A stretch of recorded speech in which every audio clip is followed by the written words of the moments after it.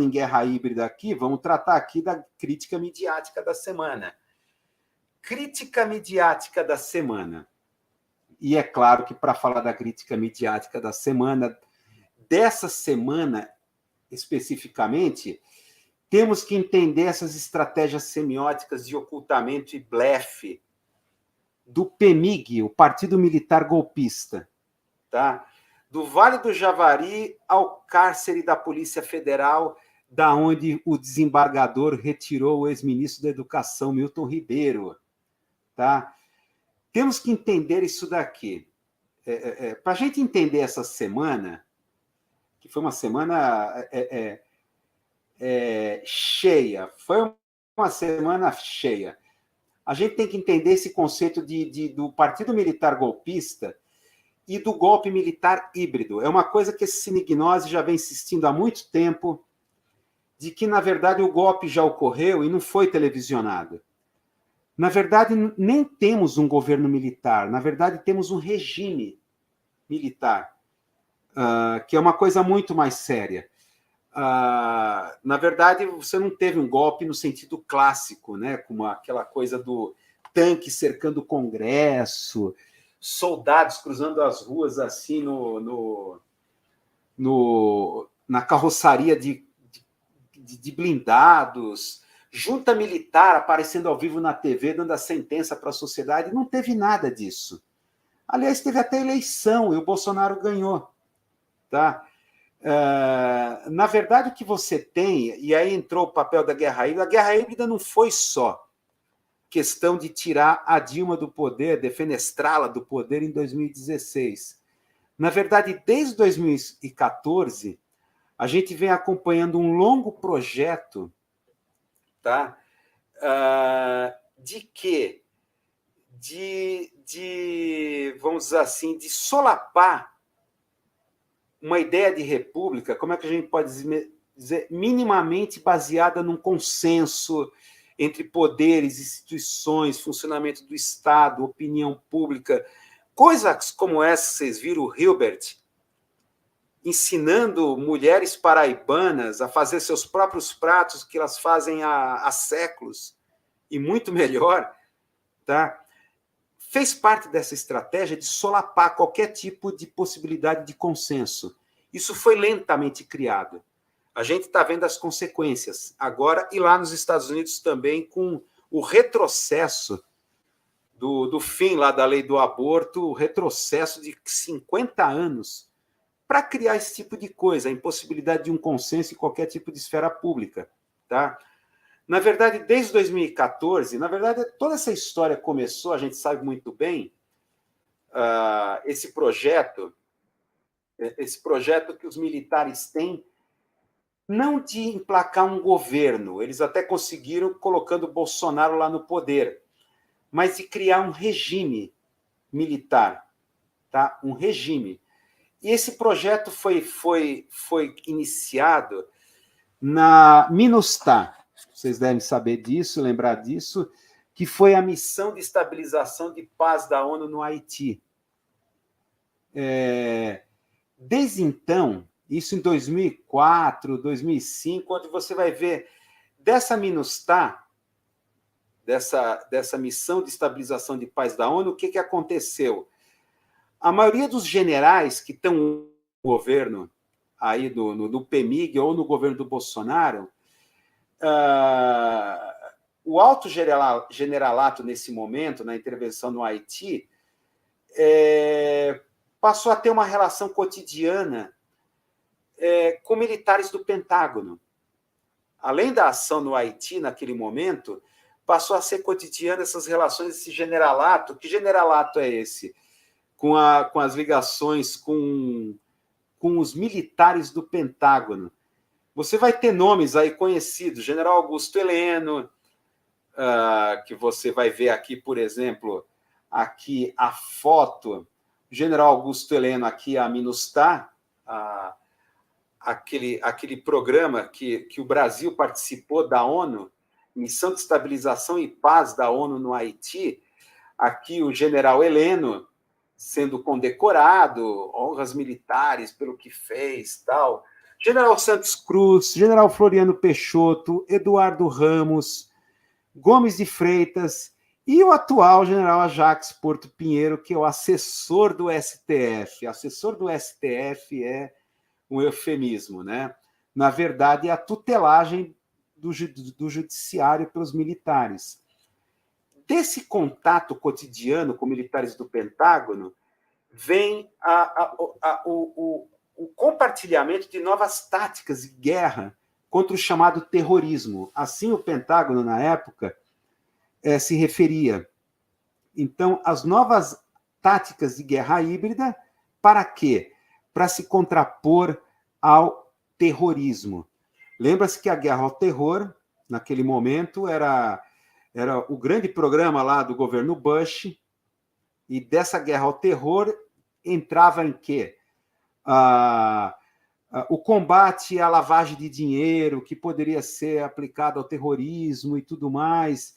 E nisso, claro, vai emergir Sérgio Moro e toda essa coisa da judicialização como forma para evitar a lavagem de dinheiro da corrupção que poderia ser depois aplicada ao terrorismo. Isso os militares trouxeram para cá, para o Brasil,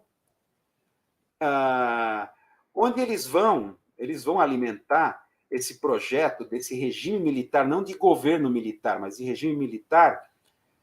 Primeiro ponto, a ocupação pura e simples da máquina administrativa do Estado por atualmente mais de 6 mil militares, controlando orçamento, lobby, base parlamentar, legislativo, ministérios, autarquias. Eu acho que expandindo isso, mais de 6 mil só no executivo. No total, pode chegar a 20 mil. Então, essa questão de ocupar o Estado não é só essa questão de ocupar a grana, mas é a facilidade que você vai ter de montagem de dossiês, grampear, espionar, ou você aterrorizar qualquer tipo de tentativa de oposição dentro da máquina do Estado contra eles. Então, essa foi a primeira parte desse projeto deles. Primeira parte desse projeto. O segundo, a linguagem da política é substituída pela linguagem da guerra através das armas da dissimulação e simulação, seguindo os manuais militares. A questão da guerra permanente é diferente da ditadura militar clássica, em que a guerra permanente era contra os comunistas, o inimigo interno. Dessa vez, a guerra permanente é contra a própria sociedade, como um todo. Através do quê? Guerra informacional. Tá? Você tem que manter diariamente, toda semana, 24 horas, a sociedade em mobilização pelo caos da informação. A gente já discutiu aqui nessa live como esse governo semanalmente produz uma crise. Não tem assim, olha, eu já fiz um review aí das lives até aqui, toda semana um fato novo que eles criam. Seja vazamento, crise, acusação de corrupção, CPI, agora o Randolfo Rodrigues, de novo, Randolfo Rodrigues rises again, CPI do MEC. Então, toda semana, eles estão criando alguma coisa. Isso é criar um estado de caos, terrorismo informacional, guerra criptografada, confusão, manter a sociedade mobilizada, e principalmente os meios de comunicação que começam a compartilhar isso, através dos seus colonistas que viram correios de transmissão dos vazamentos selecionados e propositais. Mas para isso funcionar, tem que ter um terceiro elemento. Essa guerra semiótica criptografada tem que criar um fenômeno análogo à da refração da luz. O Bolsonaro é esse fenômeno da refração. Não sei se vocês sabem o que é refração lá em física, que você põe o lápis assim no copo d'água, parece que o lápis está quebrado. Isso tem a ver com esse efeito de luz quando você entra, né, falando aqui, a luz ao penetrar no meio refringente ou translúcido, e aí tem a velocidade da luz diminuída, o que dá esse efeito óptico de dispersão. Efeito óptico de dispersão. A figura do Bolsonaro é para criar esse efeito de dispersão, de refração. Esse é um efeito de dissimulação. Qual é a diferença entre dissimulação e simulação? Dissimular significa você esconder algo que você tem. Então, o PMIG é uma central de comando, controle e inteligência, mas tem que ficar ocultado, porque eles estão atuando fora da política. Tá? Então, eles têm que ser... Como ocultar? A figura do Bolsonaro. Então, como se ele, Bolsonaro, fosse golpista, ele tivesse ímpetos de golpe, ele está usando as Forças Armadas, ele é o elemento insidioso, ele é que está seduzindo generais a uma aventura golpista, é ele. Tá? Ele é o corrupto, ele é não sei o quê, ele as rachadinhas, não sei o quê. Então, ele é um elemento de refração, é um elemento dissimulador por excelência. Tá? Então, são esses três elementos. Primeiro, ocupar a máquina do Estado, não só para a questão do controle do dinheiro, mas para você vigiar, grampear, criar dossiês contra qualquer um. E você consegue o quê? Uma paralisia estratégica de qualquer forma de oposição, com esse tipo de situação. Segundo, guerra permanente, guerra informacional permanente. Tem que se criar uma crise. Toda semana, todo dia, manter a grande mídia e a mídia independente ocupada, ocupar a pauta, se apropriar da pauta. Que anda, a grande mídia vai tonta. Foi incrível ver os jornalistas essa semana, depois imersos em Dom e Bruno, de repente tem que correr atrás de outra crise. Estão meio tontos, assim, meio que... Então, vai a reboque. Eles criam a pauta, o que é muito conveniente no ano eleitoral, onde a questão econômica tem que ser dissimulada, tem que ser escondida por esse mecanismo de refração. Tá? Então, é a corrupção do Milton Ribeiro, então volta o tema corrupção para esconder essa questão da economia. Economia é o calcanhar de Aquiles. Pô, o diesel está mais caro que a gasolina. Não, mas é o Milton Ribeiro, tal, você viu os evangélicos, tráfico de influência, tal. Então, essa é a questão. São esses três elementos, né, que são bem colocados. Eu acho que tudo que tem ocorrido essa semana tem que ser visto por esse princípio. Ainda mais que você tem o PMIG, todos esses princípios de ser um partido.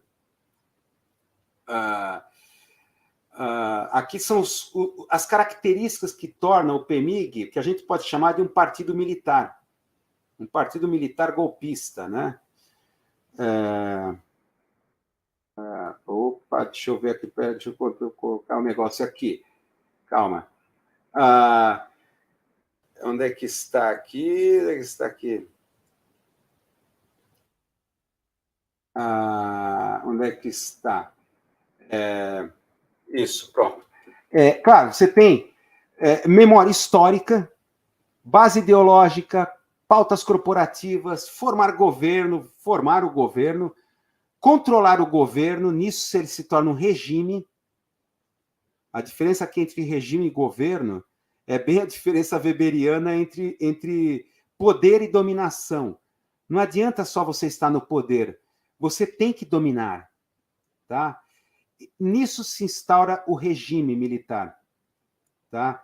Por causa dessa central de comando, controle e inteligência que está fora do campo da política.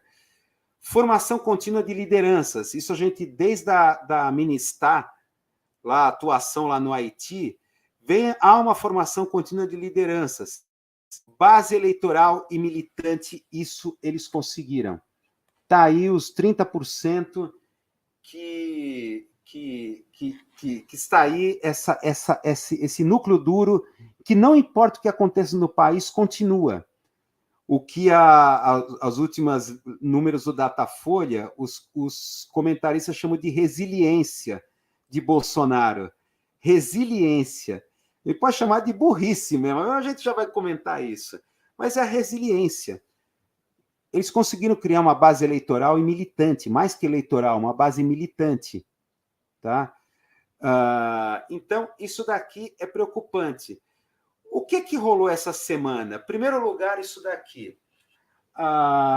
Vocês devem ter acompanhado o vídeo da reconstituição, o Amarildo na lancha. Foi, olha, uma coisa assim, é o que a gente chama de canastrice aqui no canastríssimo aqui no blog. O vídeo agora, eu fui atrás do vídeo, estou vendo essa foto. No vídeo, eu me lembro as primeiras imagens desse vídeo da reconstituição, assim, praticamente, os policiais dirigindo o Amarildo. O Amarildo apenas falava sim ou não. Eles como se estivessem com o script na mão, dizendo, olha, aí você fez isso, fez isso, fez isso? Sim. Aí depois, praticamente, ele dirigido. Tá? E muitas vezes os policiais com um sorrisinho meio irônico no canto da boca. Agora, os vídeos que estão disponíveis, pelo menos o que eu tentei da reconstituição, os rostos estão embaçados ou pixelados, não estão mais mostrando o rosto dos policiais federais. Era assim, totalmente uma coisa não espontânea. O Amarildo olhando para a câmera, parecia que estava sendo dirigido. Assim como ele também foi preso a primeira vez pelos policiais. Mas isso me chamou muita atenção. E dado várias características, o atraso, os primeiros grupos que chegaram no local para tentar encontrar a dupla, né, do indigenista e do jornalista, sem equipamento necessário, a imprensa internacional cravou. Polícia Federal está aparelhada, assim como a FUNAI, composta nos seus cargos de coordenação por policiais e militares. A imprensa internacional cravou isso. Tá aparelhado. Essas imagens, eu acho que esse vídeo da reconstituição foi muito complicado, explícito. A Polícia Federal está aparelhada. Aparelhada. Não tem como, isso aqui estava explícito demais. E o que aconteceu? Vamos tentar pegar aqui o fio condutor aqui.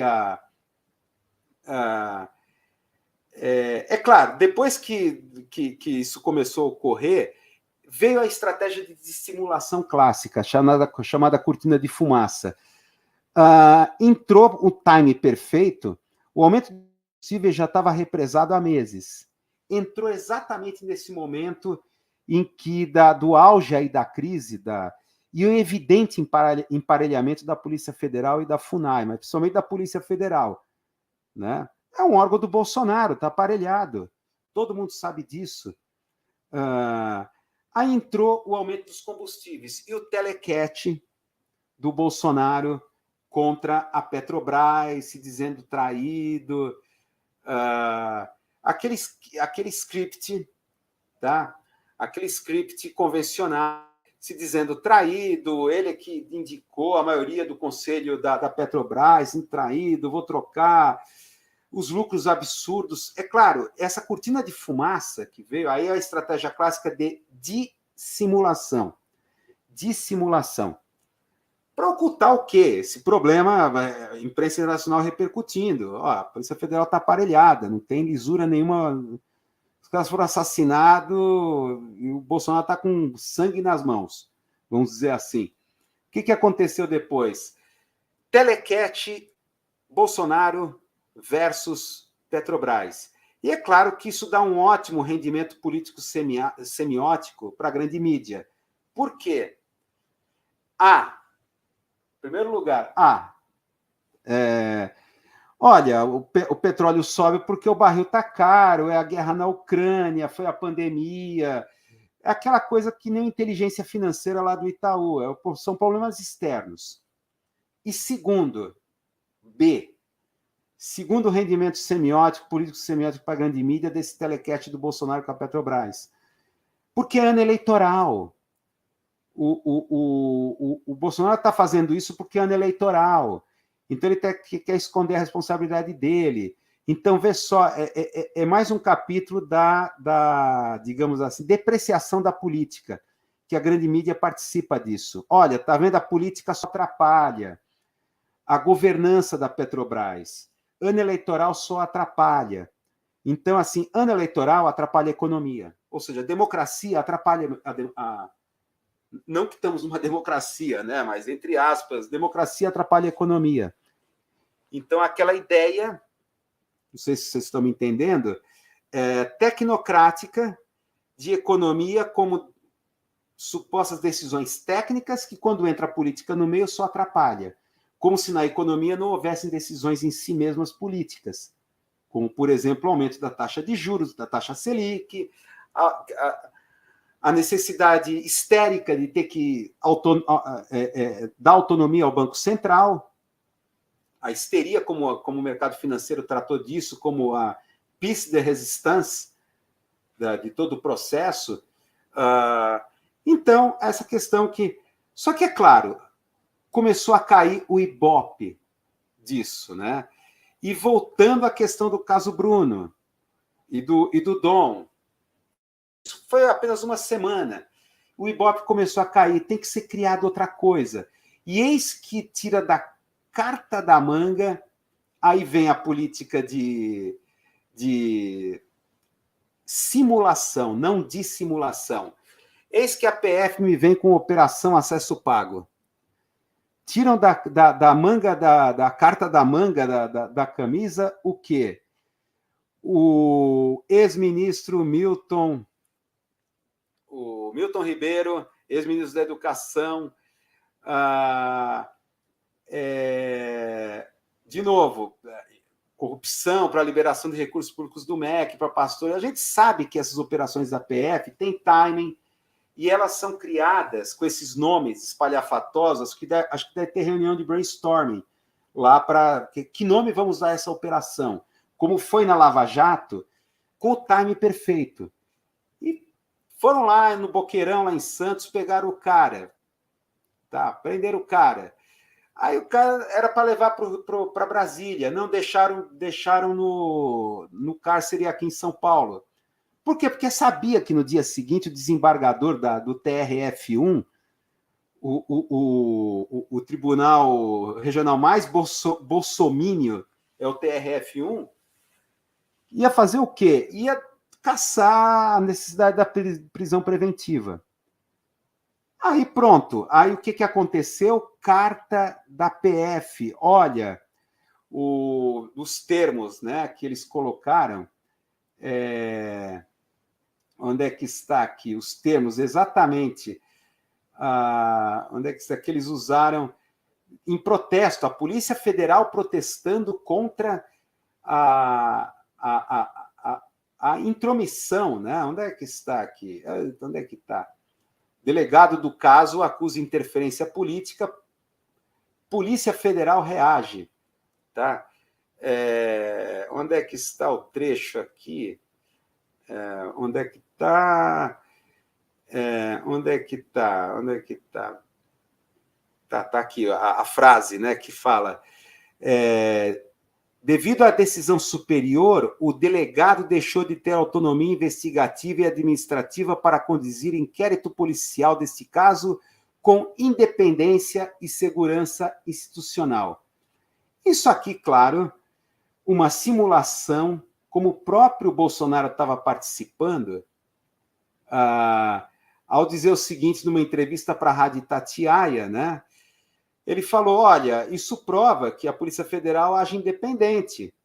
Olha, onde é que está a frase aqui que ele falou? Que ele falou aqui, onde é que está a frase do Bolsonaro na entrevista para a Rádio Itatiaia? Onde está aqui?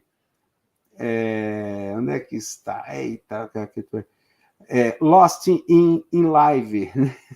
Onde é que está?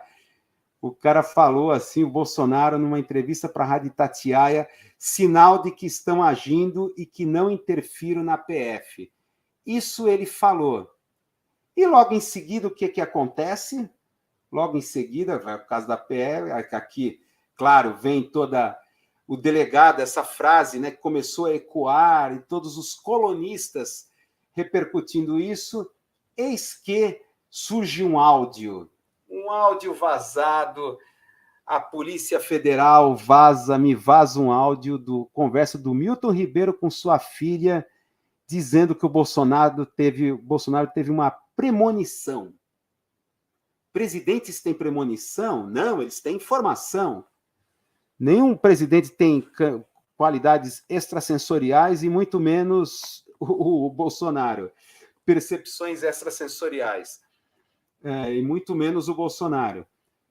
Então, olha, isso foi vazado. A gente sabe que vazamentos... Vazou para quem isso daqui? Aí vem os colonistas, delegados reagem à suposta interferência, Bela Megali, PF anuncia que vai investigar a interferência.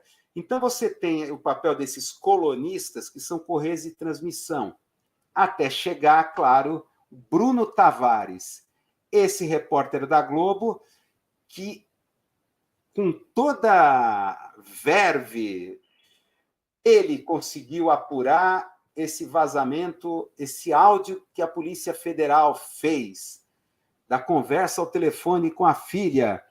Bruno Tavares, se você for ver bem esse repórter da Globo, está lá no Fórum Nacional de Comunicação e Justiça. Tá? Ele faz parte da comissão julgadora de um prêmio que é dado para as melhores ações na área de comunicação, que atuem junto à liberdade, à democracia e à justiça, e facilite o papel da justiça no Brasil. É o cara certo para vazar o áudio. Olha, assim como o Vladimir Neto, lá, o filho da Miriam Leitão, que tudo vazava para ele da Operação Lava Jato.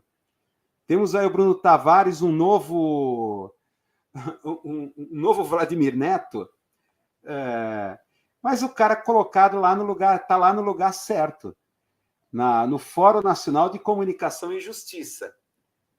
A gente sabe, né? Isso daí, o que temos, então, no frigir dos ovos aqui de tudo isso? Temos, então, uma estratégia de ocultamento, tá? A dissimulação. Primeiro, ocultar a central de comando, controle e inteligência do PMIG, que está operando fora da política. Essas digitais do PMIG têm que ser apagadas, jamais podem ser mostradas. E segundo, a simulação, o blefe, tá? Sucessivos blefes de não notícias. Esses áudios propositalmente são vazados, criados, e a Polícia Federal cria essa simulação de que ela é isenta, que ela não está aparelhada, que ela está num telequete com o Bolsonaro, que o Bolsonaro quer interferir pela enésima vez na Polícia Federal. Então, o que ocorre? Você tem uma grande mídia, seja grande, independente, que anda a reboque dessa central de inteligência do PMIG, por ação e reação. Simples assim que está ocorrendo. E essa roda viva maluca. O PMIG mantém essa confusão informacional, essa confusão comunicacional, esse caos com ordem, com método que eles criam, nessas estratégias de simulação. Então, simulando aí com essa não notícia, o que significa apurar? Bruno Tavares apurou. Foi vazado o áudio para ele. Assim como também a Lava Jato, é um modus operandi. Tá? Para a gente terminando aqui os nossos assuntos, rápidas